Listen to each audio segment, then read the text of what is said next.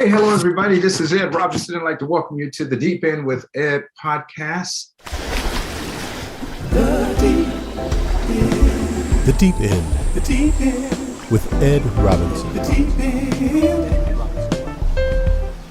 The Deep End. Today, I have a very special guest. I'm continuing my theme in season 2, the growth of greatness. We have a whole lot to talk about. And before I introduce you to this outstanding person, I also want to give you what we call a lifeguard tower moment.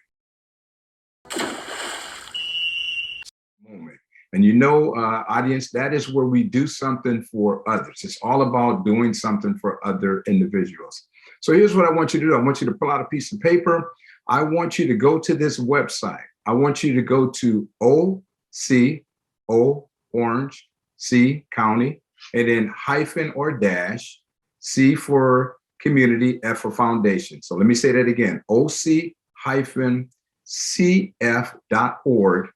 That's the website for the Orange County Community Foundation. And I want you to peruse the website, but I also want to find out, I want you to look into ways in which how you can get involved, including making a donation. Let me be very clear parenthetically.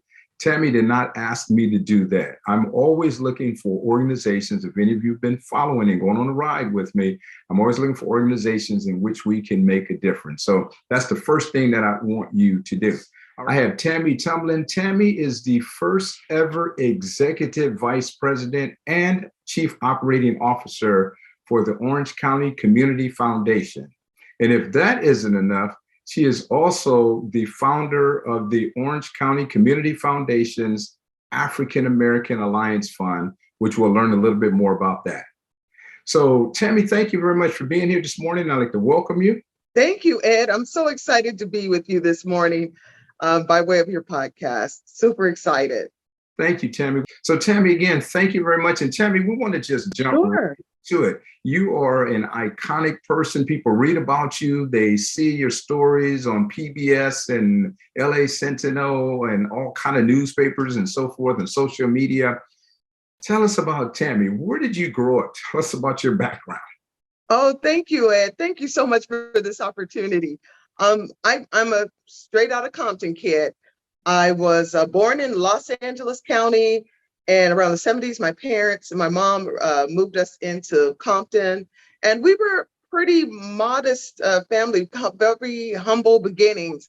My mom took care of us the best she could with government assistance. There are 5 of us, my brothers and sisters. I'm in the middle a little bit where I have a sister that's older and a sister that's younger.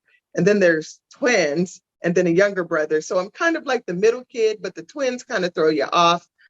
Growing up in the city of Compton, I went to Little Roosevelt Elementary School. And from there, Our Lady of Victory, right there on Santa Fe and Palmer. And then graduated, went to Regina Chaley High School. And then unfortunately, I became a teen parent and was not able to finish at at Regina Chaley High School, and ended up finishing my high school education at La Habra High School. But what a journey it was. My mom was the type of lady that worked really hard every single day. And it was working in the neighborhood. She would help stitch and hem neighbors' pants. She was always working in the home, keeping it very clean for us. She did everything she could to keep her 5 children safe, clean, and with the right level of education. So for me to be a mom at the age of 17, I went over to La Habra High School to finish up, but it was because of the village. There were people like the school, Regina Chaley, allowed me to finish my junior year by at-home school. And then their coach, his name is Luis Ramos, and his wife, Maria Ramos, they allowed me to use their home address. And I actually was able to go to school in La Habra in Orange County by using their address. So I was able to take a bus every morning to La Habra High School from, I don't know if you remember Bradfield and Rosecrans. There used to be a bus stop there, and that's where I would start. My journey would start there every morning, and I would take the bus to school. And what I didn't realize is my mother was teaching me so much, Ed. She was teaching me how to be a good parent to my son, he was only 10 days old when I started back to high school, and no one knew I had a baby because 10 days later I'm in school. But she taught me how to be a really good mother because, Ed, I didn't know that I was about to become the mother to my brothers and sisters and that she was going to pass away at 19. So everything works out for a reason. When mom passed? I was age 19 when my mother passed away. Oh, yeah. Okay. Yeah, so that's how it all started for me. Is we came from very humble beginnings, and we relied on public assistance. You name it, we had it. AFDC, commodity cheese, milk, checks, you name it. We had it. Section 8, and we're really grateful. Those that don't believe that those services work, they do, because I'm a product and a recipient of those services as a young woman and as a child growing up. And I'm here with you guys today because there was a village to help raise us through support in the community, but also through the public assistance that was offered to my family and I. Tammy, thank you for being so vulnerable and opening up several individuals who may not even be aware of your background. So Tammy, speak to that mom that may be out watching or listening right now, that mom or dad, that single mom or dad who might be a teenager and they figure, man, their life is over. What would you pour into them? What would you say to them? Oh my gosh, as a teen mom at 17, I had so many people look upon me as if I wasn't going to make it. I was not going to finish high school, not go to college. I was going to have more and more and more children out of wedlock. And I stayed focused. I knew who I was. I knew that I still had a brain and I had ambition, and even more ambition because I had a child. I didn't want my son to be walking around with a gun in his hand for survival. I wanted him to have a pen, a pencil in his hand and be some great student or good with his hands, doing some type of trade or some type of labor work or be a part of a union, whatever he wants. But he was not going to have to resort to the streets in order to be successful. So when I think of young people, young parents or single parents, the only person that will define who you are is you. And so don't let the world put a stereotype on you on what a teen mother or a teen dad might be. Keep going. Find the best childcare that you can, or if it's a close family member, but you can still finish high school. Finish. You can take a GED or some type of other test to test out of high school if you can, and then go right into college. That's what I was able to do, and it was through programs like the Equal Opportunity Program, the EOP program, went through to Cal State Dominguez that way. And again, I had really great people surrounding me to make sure I finished high school. So don't let anyone define who you are. You have to really look within when you're going through the worst in your life, whatever it is. And it's so easy for people to put a stigma on you. You have to really be crystal clear on who you are. And that's what I did is I am your affirmations. I am smart. I am beautiful. I am able to accomplish things. I can be independent. I can get the best job ever for my son. I want to make sure he's smart, where you can start to think about all the affirmations as well that you want to bestow upon your child. And the way that you'll do that is to just stay focused, continue to look inward. You got to know who you are. Otherwise, the world will quickly define you and you'll fail. Whole lot of pearls of wisdom, Tammy. So Tammy, I just got to stay here for a moment because we're talking about the growth of greatness. We're going to get to where you are currently. Your mom died at 19 years. You're 19 years of age. You're a teen mom at 16. There are people that are looking at you a little bit of cray-cray, throwing a side-eye at you. Why didn't Tammy Tumbling quit? Why didn't you stop? I didn't stop because when my little boy opened his eyes and looked at me, I had a job to do. And my job was to make sure that I could be the best parent that I could be for him. I wanted to be the best role model for him. I didn't ever want him to look at me with embarrassment or shame that I just wasn't good enough. Because also part of the stereotypes of being a teen mom is you don't know what you're doing. You're not going to do a good job. You can't possibly be a good parent. You're a child. When actually, the moment that Aaron opened his eyes, I knew I had a job to do, and it kept me focused. And then by the age of 19, losing my mother, now I have my brothers and sisters looking to me for the same thing. And I had a job to do, and that was to take care and love and cherish my family. So tell me, what was your first job? Oh, my first job. Anyone that knows me and all of my Compton friends, they'll say, Tam was the hair braider. I was the neighborhood round the way girl. My sister and I, Cobina, we were hair braiders. Okay. We could braid the shortest of hair, the longest of hair. We had a few, not everybody was Black. We had some Latinx neighbors and friends that needed their hair braided. So we braided, weaved, you name it, we did it. So that was my first job. And I started braiding and weaving about the third grade is when I started braiding. Now, wait a minute. You were getting paid for this? I was getting paid. I was getting paid. This is when, back in the day, when people would get their hair done out of the kitchen. You know, the kitchen is where you got your hair pressed, curled. That's where you get fried, dyed, laid to the side. It's always in a Black kitchen. That's what we did back in the day up in Compton. But also we watched our mom press hair and do a fabulous job. When you hear those curling irons clicking in the morning and you smell the pressed hair that may have a little bit of I can't remember the royal crown grease that she's pressing with. And we would really admire that about her because she made money the best she could. She worked in the neighborhood with odd and things for friends. But we learned how to do hair from watching her in the kitchen. And so, yeah, third grade, we started making money, and we would keep a portion of it. And then we would always give a portion to our mom so that she would have money to take care of my brothers and sisters, to get a little bit of groceries and anything, pay a light bill back in the day where we'd pay the Edison bill. Was it over there on Bradfield? And where was it, near the Bullison Rosecrans? That's it, Bullison Rosecrans, where we'd walk with her sometime over and pay the bills. So that's what we did is I worked as a young gal. I had clients. I kept an appointment book.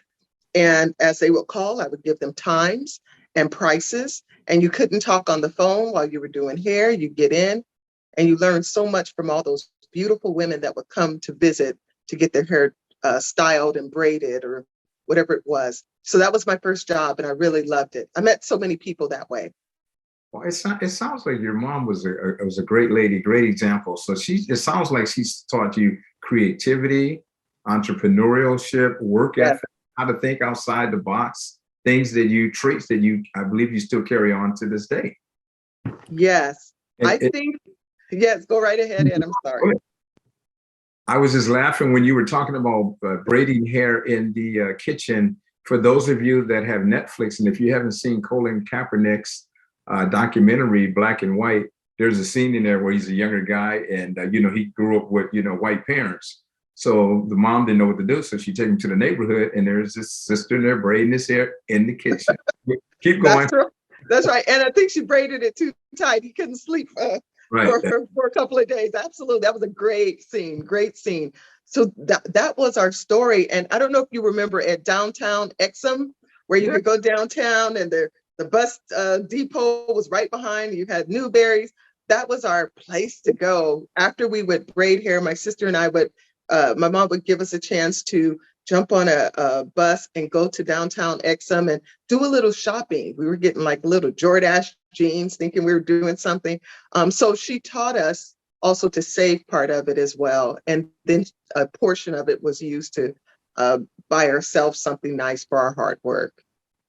Tammy's been taking us down a nostalgia road when she's talking about downtown Compton. For those of you not familiar with the Compton area, she's talking about the area bordered by Alameda, I guess, on the east, and going all the way down to Willowbrook in a downtown area. So I remember that.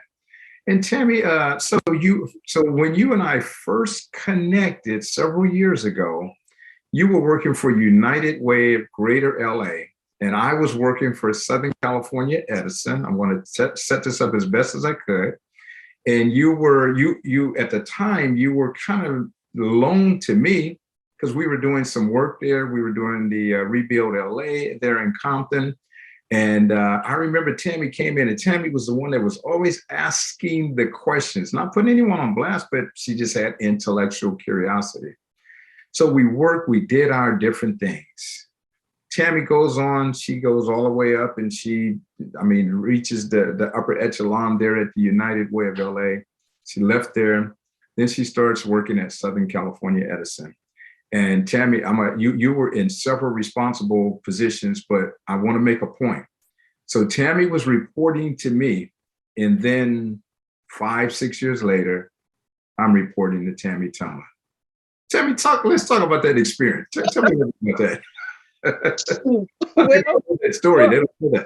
Well, and if anything, I've always had the good fortune of learning from you, from your calm, cool demeanor, your love and focus on people, your commitment to getting it right. I don't know how you do it every time with the things that you take on. And back then, it was around the 90s, between 90 and 95, I worked for the United Way of Greater Los Angeles. And then from, 93 to 98, I was at the Music Center of Los Angeles as their deputy director of institutional giving, something always in the fundraising space. But I remember the 90s, the 90 through 95, there was a program called the LA Chamber Volunteer Leadership. It was a Reardon Volunteer Leadership Program where there were about 20 of community leaders, up and coming leaders in this program, a big leadership program. I was so honored to be a part of that, representing United Way. And we each had an assignment to work at a community-based organization. Being from a kid growing up in Compton, once I noticed that we had a guest speaker who was from Compton, and he started to talk about the Regional Job Training Center, and that he was a representative of Southern California Edison, and he had been placed there on like a leadership development or what did they call, loaned executive program, and he's running a job training center. It was Ed Robinson, and he needed someone to write the marketing and communication strategy for him for the center. And that's where we met. And I really enjoyed working on that leadership assignment. And then fast forward a few years later, 98, I'm at Southern California Edison. Who knew? It was awesome. And you know, the lesson that I learned for those that are listening and those that are watching this via YouTube is be careful how you treat people. You never know to whom you may end up reporting, because it was just inverse. You know, Tammy was taking assignments for me, and then next you know, I'm taking assignments for Tammy. And I got to say something, Tammy, those of us that worked for you and worked with you, you had this notion called a CAN. How would you describe in your own ways when someone called in and received a CAN? How would you say, what would you call it? I think my team kind of named it that. One of the beautiful things about being a leader of an organization, our jobs are not necessarily for people to serve us. That's not what we're there for. We're there to serve them and to make sure that we're bringing our most authentic self to work as leaders. But also, we want them to continue to bring their authentic selves to work, but we want them to move with perfect execution, great presence. We want them to be strategic in thinking, and just we're getting them ready to empower them to do the job that no longer needs your oversight. But in order to do that, you have to have candid conversations with your team members. And it comes from a place of a lot of love, protection. You want to make sure that you're giving them candid conversations so that they can move on to do bigger and better things, because you're pouring into them feedback because you care about them. Leaders serve, and that was a part of my role, is to serve. So whenever I said I needed to, hey, can I have a candid conversation with you? Ed, or hey, Tony. Tony Williams is another one of our great colleagues. Tony, can I have a candid conversation? They would take those candid conversations and they suddenly morphed into, uh-oh, it's time for me to have a can. Tam's wants to have a can. And then if anyone saw the movie was it Waterboy? Where they called it a can of whoop, Oh, yeah. Explicit. So then everybody started referring to it as a can. Did you get a can? Whip asthma. Yeah, whip asthma. That's right. And you're going to get a can of whoop asthma on you. So that was like our loving term for, oh, hey, did Tam just give you a can? Yeah, she had to give me a can. I messed up this. So we used it in a loving way, but they just knew that honestly, it was just about me trying to give them candid conversations, because you will float around in life from time to time, and even in your workplace, where you feel like, why am I not getting that next promotion? Or why did I get overlooked for that special assignment?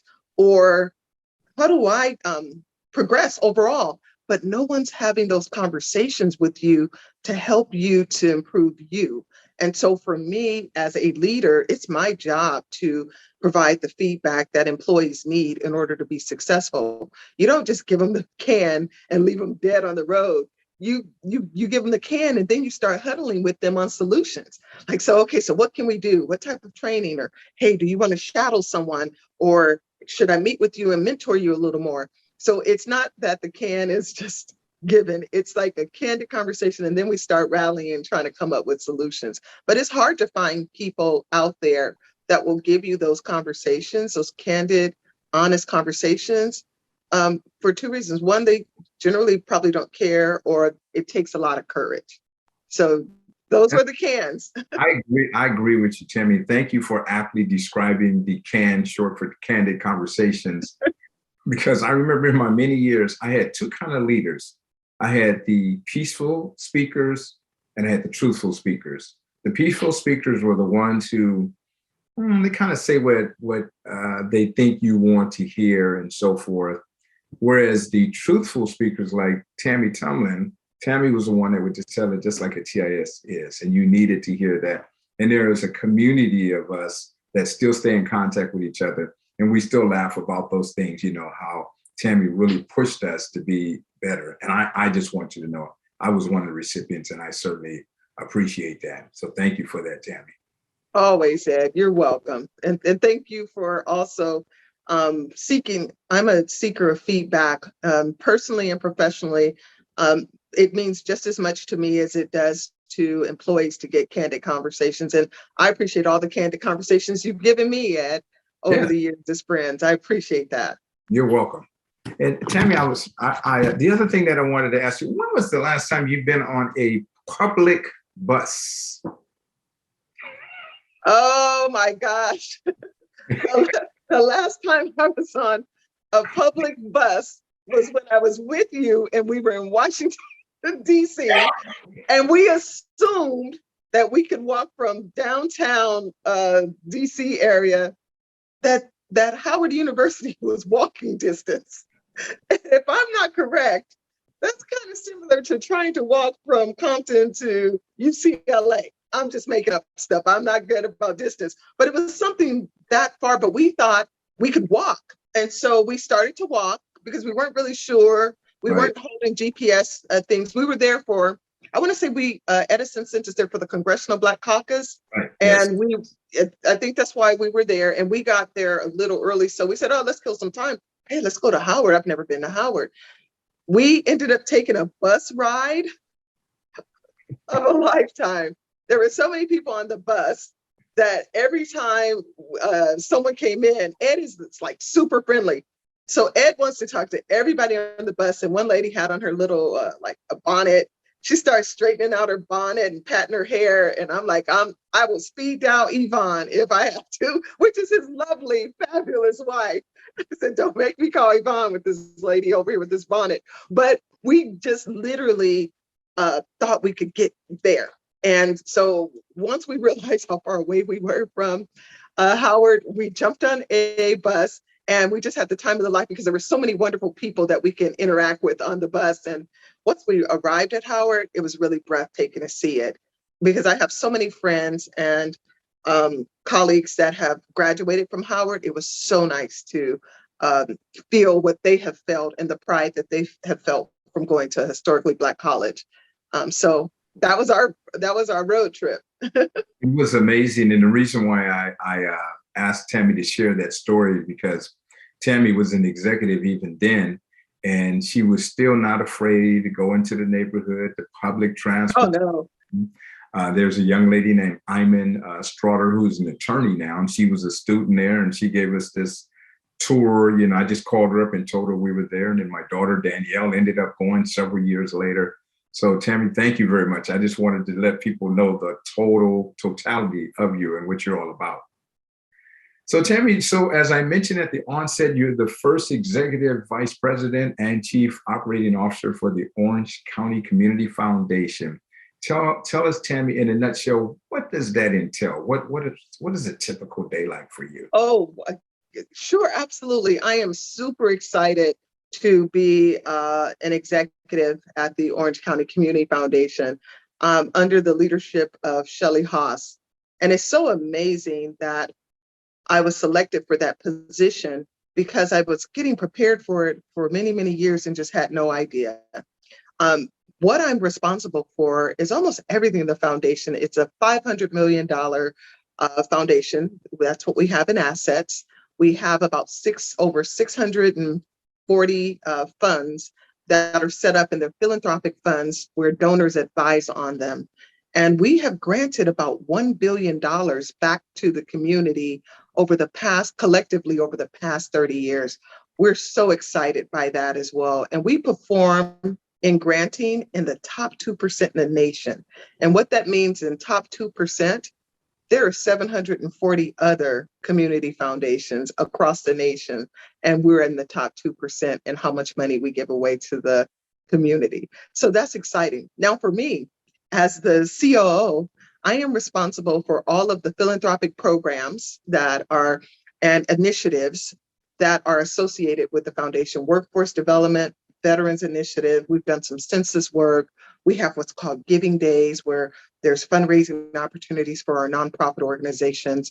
And then there's a lot of granting that happens. And then business development. We have funds at OCCF, but we can have more, give more people opportunities to set up a philanthropic fund, but it requires business strategy and philanthropic strategy to do so. So I'm responsible for programs, all technology. We're about to bring all of our technological platform up to the 21st century. We're doing system conversions and automating, refreshing our website.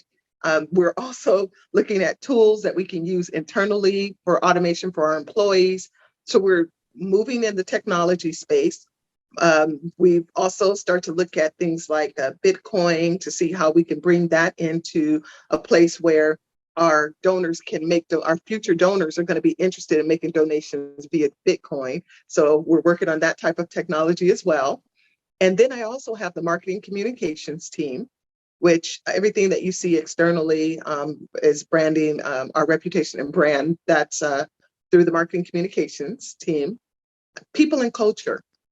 You can't do anything without having the right people in the right seats, making sure that you can develop talent, make sure your talent is diverse in thought and ethnicity and gender and age. All those things collectively matter when you're thinking of people and culture. It's so I have the HR function as well underneath. And also I have, I talked about the philanthropic strategy. Those are my areas of responsibility, everything except for finance. We're peers. Yeah. Okay. It's a lot of fun. Oh, and I'm sorry, Ed. And also business planning and strategic planning fall under my area of responsibility. Okay. And, that's a good transition because there's a piece, Tammy, that I overlooked. So you have the United Way of LA, you have the Music Center, then you have the Orange County Community Foundation, but then there's this big behemoth called Southern California Edison, where you were there for nearly 22 years. And when you just last said strategic planning, I've never, and I mean this, I don't care how this come across, but I never met anyone who can take a strat plan or a strategic plan, can take some jacked up, messed up, type of stuff, and then create a strategic plan where now others are looking to emulate that. So the reason why I want to go back to your nearly 22 years at Southern Cal Edison, you did a lot of non-traditional. You did a lot of, like, in my opinion, you won't say it, you were thrust into situations, into sometimes bad situations where you had to, so to speak, stand people up. Tell us about those experiences, Tammy. Some of that, I mean, you can't talk about necessarily specifics, but like, for instance, you were a planner. Most people don't even know what a planner is. And most time when you were doing it, it was primarily a male-dominated field. What about some of those unique opportunities, learnings from Southern Cal Edison, Tammy? Oh, sure, Ed. And I never looked at any opportunity that was given to me as a bad opportunity. And Ed, here's why. Because any opportunity that has been given to me through Southern California Edison while I was there, guess who was tied to those opportunities? People. Fabulous, talented, incredible people. So any situation that was provided to me, I would always walk in and be excited to learn and get to know the people and figure out how will I fit either as a team member or as a subordinate. Maybe, how do I follow, or actually how do I rise and lead when the opportunity requires it?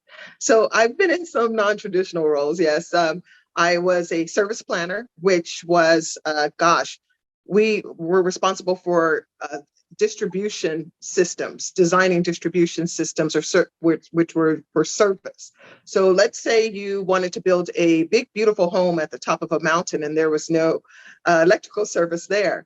You would meet someone like me who's a service planner that would go out and assess all of the equipment surrounding that property that could possibly bring electricity to your home on the top of a mountain or top of a hill. And we would do that by doing electrical engineering and design. So not only did I survey the environment, meet with the customer to hear their hopes, wishes, and dreams, and look at all of their floor plans and electrical plans, but also then I had to design the electrical job so that our wonderful construction crews could build it. So it was like being an architect, but an architect of distribution systems. So you were designing service lines from the street to a home, from the street to a business, or to any other dwelling, multi-family dwellings, apartment buildings. You're doing things like that. It was so much fun, and you met someone new every day. So and Tammy, then from there, I have to ask you this, Tammy, because I want to deal with the obvious. Did some of us men folks sometimes doubt your capability? oh, sometimes, yeah, absolutely. But that's a natural thing that happens when women are introduced into male-dominated environments. But I didn't focus on that as much as I did about learning from them. I never viewed myself as an outsider. I never just said, hey, I'm a woman and they're treating me differently. I jumped in, both feet in, and I would wait outside of the prefab room, which was like a material room where all of the linemen would come after they'd finish a day's work at around 3 o'clock. And as I'm designing electrical jobs, I would wait for them because I'd ask them, I'm drawing this and it says I need a 100 kVA transformer. Can you show me what that looks like? And they would tell me, yeah, here's what it looks like. It's so large. Why don't you just use 250 kVA transformers, which equals 100, and let's spread them out so that it's easier for us to lift. And, they would just share nuggets with you and wisdom. And what's the difference between a high plug and a high lug? And, they would share those things so that you were successful in the field. But you had to recognize that they were very knowledgeable, very talented, and they would help you. All you had to do was ask. And so I never assumed that I knew more than the people that had walked before me. So I didn't really get caught up in it being too much of a tradition or non-traditional role for me or male-dominated environment, because in my mind, I could be just as good as anyone in the room, but I needed to learn the ropes. And Tammy, you did so many other things there. And one other thing that a lot of people knew you from is you were director of Edison's philanthropic giving. Did that for Southern Cal Edison also. Oh, that was so much fun. And in order to be the director, while I was in the transmission and distribution business unit, I was able to take some of my strategic work and strategic design and move over to be a technical, what we call technical specialist scientist, level 2, then became a 3, and then a 4 is the one that kind of supervises a team. And what I was fortunate enough to do is to become a mid-level manager in T&D, where I was able to write strategic plans for their design support organization, which I had a team of maybe 20, 30 people. I can't remember the exact number now, but I saw a job posting on the Edison job board, and it was for the head of philanthropy. And I thought, that's me. And so I applied for that position and started off as a manager there, and then was promoted to director and made the executive ranks in about 2010. And I was responsible for allocating $20 million a year out to grassroots communities all over California. And they were specifically for underserved communities. And as a result of doing so, between 150, 120 million over the time period that I was there, I allocated collectively back to our community. And wow, what an experience that was.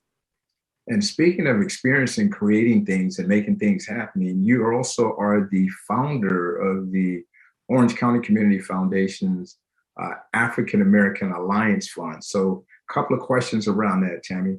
Tell us about the fund and the rationale behind starting it. Absolutely. I started the African American Alliance Fund while at the Orange County Community Foundation for 2 reasons. One, because there was a clear need in the African American community, and 2, to raise awareness about the great work that the Orange County Community Foundation is doing and would like to do to deal with the civil unrest and equity and biases that are in Black communities.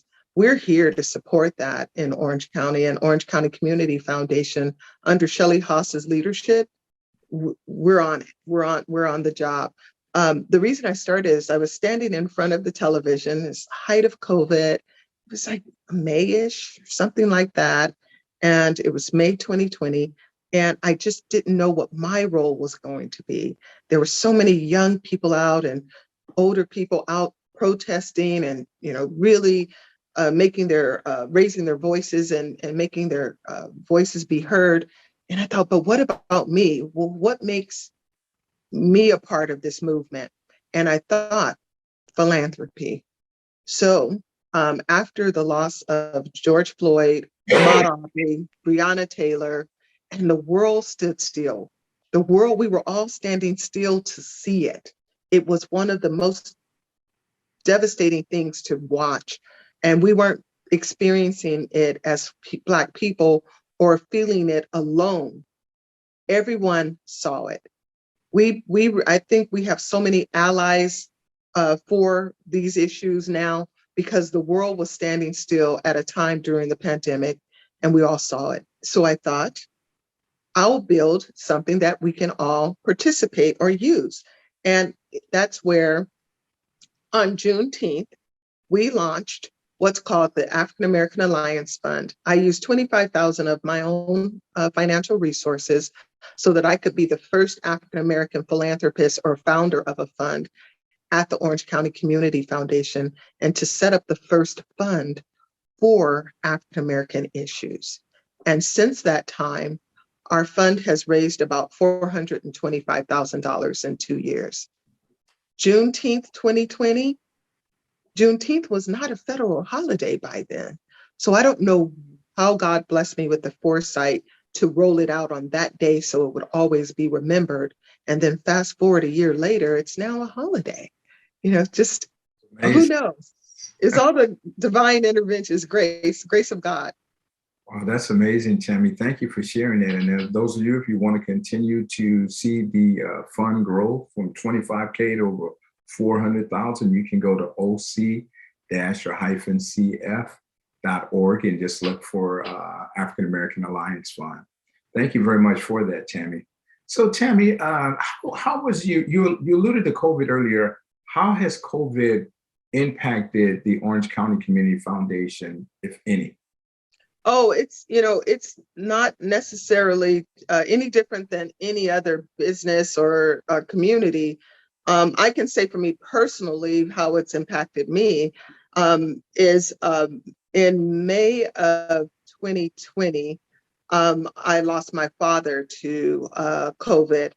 He had stage 4 prostate cancer, and he was in his assisted living facility, but he was exposed to COVID and passed away. And unfortunately, if you remember what that looked like in the hospitals in 2020, we could not be at the bedside of your loved one as they were passing. So that was really a traumatic thing for my siblings and for me. But that gave me even more commitment to the Orange County Community Foundation to make sure that as the COO, I was responsible for keeping everyone healthy and safe. So we made sure I worked very closely with our CEO and CFO, and I built a plan, a COVID plan that included, we sent our employees home. They are safely working remotely. We made sure that we had all social distancing markers on our floors, and hand washing signage and masking. We mask always in our facility. We're never without our masks unless we're in our office, pretty much door closed. And then we've tried to make sure that we continuously monitor what's going on even now. And we decide based on the numbers whether or not our employees will be on site or off site. So our employees are our number one priority, and they do a fabulous job of working remote. We've not missed one target over the past 2 years that we've been working remote because we have such a stellar team at OCCF. Okay. Thank you very much, Tammy, for sharing. Sure. So Tammy, you've been very generous with your time, and I'm, so to speak, going to wind down the Orlando plane. But I just want to do a little really quick lightning round with you. So I'm going to give you this or that, and you just start from there. Sure. All right. So Delta or Alpha Kappa Kappa? I am an Alpha Kappa Alpha Sorority Incorporated member. I'm an AKA since spring of '87, Cal State Dominguez Hills, All right. Psi Upsilon chapter. All right. So plans or people? You said plans or people? Like, do you like creating plans, or do you like dealing with people? How would you? Oh, I'm a combination. I'm a combination. I like to make the plans to be around the people, but people give me a lot of energy. Oh, a whole bunch of energy. Okay. And what about fear versus faith? Always faith. If I keep my faith, fear never comes into play. God's got me. Okay. And then lastly, would you have rather been born with a silver spoon in your mouth, or the struggle you've dealt with? The struggle, because it sure builds character. Because once you get up to where everyone is with the spoons, you have a lot of depth and courage and street smarts that will carry you the rest of the way. Well, Tammy, thank you very much. You always drop pearls of wisdom on me anytime we talk publicly. I certainly appreciate that. Tammy, if individuals want to be able to stay in contact with you, is there a way in which they can connect to you? Absolutely. I'm definitely always on social media outlets, Facebook, LinkedIn, definitely on LinkedIn under Tammy Tumbling, Orange County Community Foundation. And my email address at OCCF is ttumbling@oc-cf.org. Feel free to reach out. All right, Tammy, thank you very much again for sharing that pearls of wisdom. And we wish you and the Orange County Community Foundation, Shelley and the team and others the very best, and all that you're doing to make a difference in the lives of men, women, boys, and girls, especially those from underserved communities. Absolutely. Thank you, Ed. And thank you for your sharing all of this information that you share on your podcast to help so many of us to really just listen and learn. I'm really enjoying being a part of such a prestigious team of people that have come before me on this station, because you're doing so much, Ed, that I just want to make sure that you know that we see you too. Thank you, Ed. You're welcome. Thank you very much, Tammy. I appreciate that.